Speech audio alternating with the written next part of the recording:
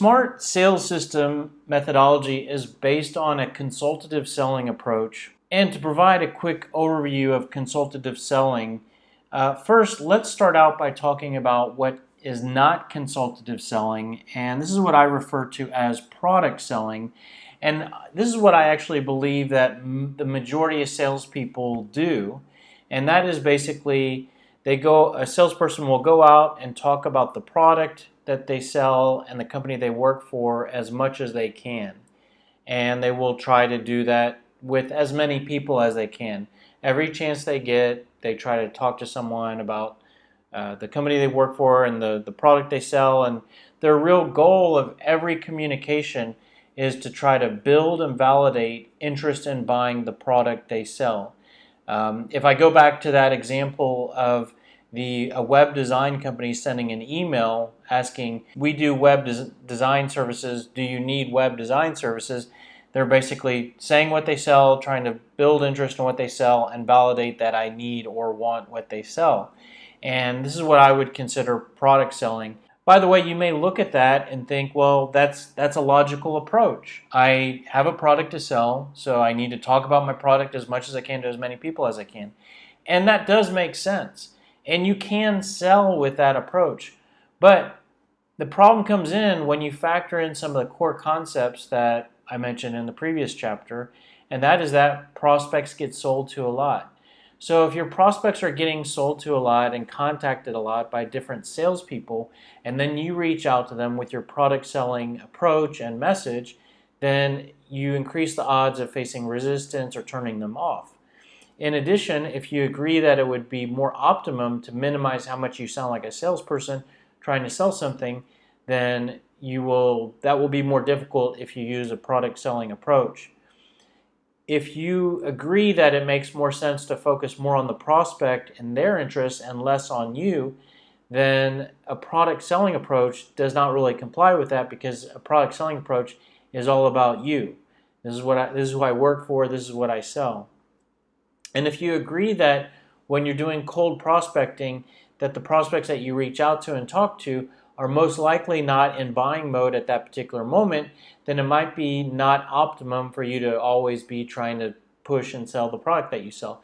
So when you factor those in, then you can see that product selling can lead to some sales at some point, but there's a lot of mismatch and it creates a lot of conflict and a less than optimum situation. But the reality is that product selling, if you currently do product selling, or that's what you've done in the past, or that's what you like to do, don't feel bad, because it's actually completely understandable for the majority of salespeople to do product selling.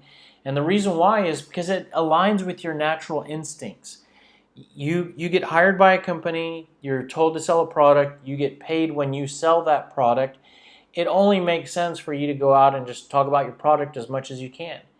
It's also how most companies train their salespeople, in that whether we're talking about new hires or periodic training, companies will often train their salespeople on these are the products you'll be selling, this is how they work, this is how they're priced, this is how you submit an order, here's your territory, now go out and sell. Or periodically, these are the new product updates, go generate leads for these new products. This is how companies really train their salespeople, so it's understandable.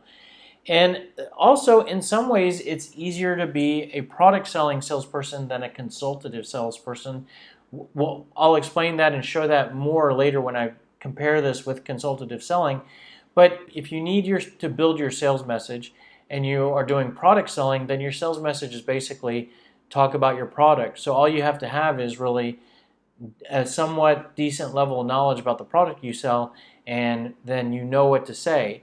The thing that I'll bring back to that later is that while that is it's easier in the short term to figure out what to say, it's harder in the long term, because you're going to face more resistance and more reluctance. So let's talk about consultative selling now. So instead of talking about the product, we're focused more on the prospect and learning about the prospect's needs.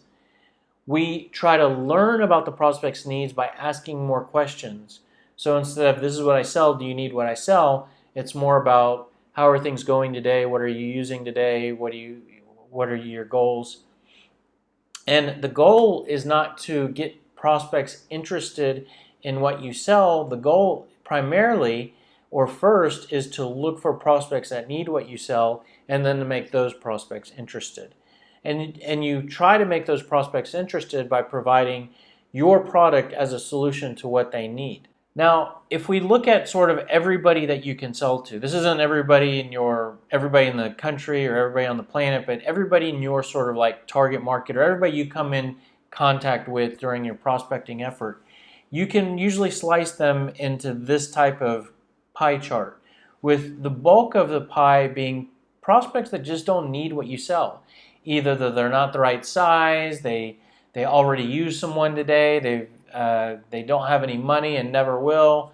And then the next largest pie piece is there could possibly be a need. And then the next smaller piece is that there is a need. And the smallest slice of the pie is that there's a need right now. And what a product selling salesperson might do is they might, because they're just selling the product and not taking as much time to learn about the prospect, they typically try to sell to everybody. Now, don't get me wrong. Of course, at some point, a product selling salesperson might disqualify a lead as not being the right fit. But out of the gate, let me give you an example. Out of the gate, a product selling salesperson might try to schedule appointments with the entire pie, meaning prospects that don't need what they sell. And that leads to more resistance, more objections. And when you do schedule meetings with prospects that don't need what you sell, it leads to wasted time for both the salesperson and the prospect. The consultative salesperson in every interaction will focus more on the prospect to learn about them, and thus will focus on the smaller slices of the pie, which are prospects that may need what they sell.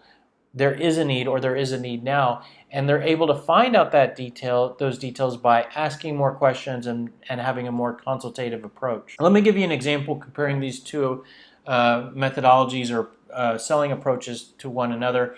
And a lot of times I like to use selling a gym membership as an example, because it's just very easy for us all to relate to and get our hands around. But let's say that someone walks into a gym to take a tour or to possibly buy a membership, and they are received by a product selling salesperson. What that might look like is the product selling salesperson might greet them and almost immediately after getting their maybe personal information, the salesperson will take them on a tour of the facility. Here are our treadmills, here are our weights, here's our steam room, lap pool, and we have some yoga classes. And what they're doing in that process is they're showing the product, which basically is the product selling approach. This is who I work for, this is what I sell. After that, they'll maybe take them to the office and show some membership packages and try to close the sale. Now, comparing that to a consultative selling approach might look like this, where the prospect walks in and this consultative salesperson sits down with that person for about 15-20 minutes to learn what brought them in. What goals are they? What goals do they have? What are they trying to improve? What do they like that they're currently doing? And they will ask a variety of questions to understand what's going on with the prospect. After that, they give the prospect a tour, which could be the equivalent of a demonstration of a product in B2B selling. And the nice thing about this approach is that not only are they able to qualify the prospect in terms of how likely they are to buy, but they can also determine how much time they want to spend giving the tour. They can also tailor the tour to the prospect's exact needs. If the prospect is focused on improving cardiovascular health, the salesperson can focus on how the product can help with that particular need. And after that, they can then show them the membership options and try to close the sale. The difference between the two is that the product selling salesperson is going to spend most of the time talking about the product, for example, treadmills, weight machines, and classes, and the consultative salesperson might be talking about things like improving one's life, getting healthier, decreasing medical costs, improving self-confidence, improving personal relationships, because those are all benefits that result from using the product. So when it's time to close the sale, the sale will be much easier for the salesperson that's talking about life transformation compared to the salesperson that's talking about weights and treadmills, and comparing that against a monthly membership. So now if we look at the two side by side, you can see the product selling is talking about the company, the product, features, and pricing, and just trying to close the sale or validate interest. The consultative salesperson focuses more on benefits, problems, asking questions to see if problems exist, customer examples. When they do talk about the product, it's all about features, differentiation, ROI, bragging points about the company. So when you look at that, this is what I was getting to earlier, which is to say product selling could be easier when you're just trying to figure out what do I need to say in this exact moment, because it is a little more complicated and sophisticated to think about the benefits that the product delivers to the buyer, that the problems that they may have, figuring out good questions to ask, customer examples and whatnot. So it takes an effort to stop what you're doing and organize your thoughts and maybe get those on paper to build your consultative selling sales message. So product selling can be done with more improvisation. Consultative selling, if you want to do it properly, you need to kind of prepare a little bit more on the front end. The good news is that while product selling might be a little easier, consultative selling is easier in the long run because you will face much less objections, reluctance, resistance, rejection. So the last thing I want to point out on this is that a lot of times when people hear consultative selling, they often may think that, well, that's for technical products like IT or software or something that's very complicated, and that if they have a simple product that they just need to do product selling. The reality is that you could have the most sophisticated, complicated product and think that you're doing consultative selling, but really you're just going out and talking about the product, meaning you could sell IT services, IT consulting, but still just have a very product selling approach where, hey, I sell IT consulting. Do you need IT consulting? We're the largest provider of IT consulting, and all you do is talk about the product. So it doesn't. You can do product selling with technical products. You could also do consultative selling with very simple products. Let's just take the most simple product at all. Let's say you sell hot dogs at a sports arena. You could technically, I'm not saying you should do this because it's more of an impulse purchasing a hot dog, but you could apply the consultative selling approach to selling a hot dog. By asking the buyer, do you usually eat hot dogs? What kind of hot dogs do you like?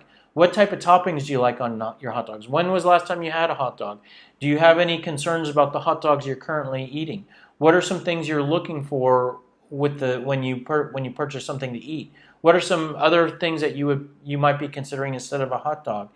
So you can use the consultative approach with any product. It doesn't have to be a very complex or product that is around consulting. So now, while I said it will take a little bit of work to build your consultative message, and consultative selling is a little bit more difficult, the good news is that with the smart selling sales system, it's much easier to build your message because we take you through a structured process. If you were to try to adopt a consultative selling approach without these three levels and without the smart sales system, it might be difficult, and it might take you years of building up experience in your particular industry selling your product in order to be a really good consultative selling salesperson. The good news is that you could be brand new to your area, brand new to your role, and if you just follow the steps of the smart sales system, you can adopt a consultative selling approach and you can build a consultative message, which is what we're going to focus on next when we focus on level 1, and we'll take you through a structured process to build